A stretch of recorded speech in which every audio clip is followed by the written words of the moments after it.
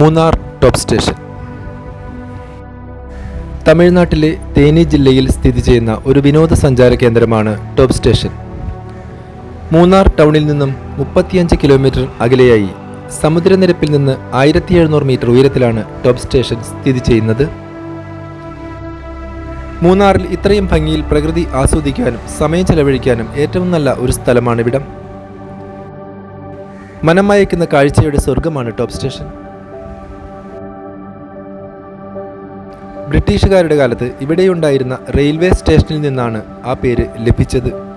മൂന്നാറിൽ നിന്നും ടോപ്പ് സ്റ്റേഷനിലേക്കുള്ള യാത്രയിൽ Mattupetty dam, echo point, Kundala dam എന്നീ സ്ഥലങ്ങൾ കൂടി കാണാവുന്നതാണ്.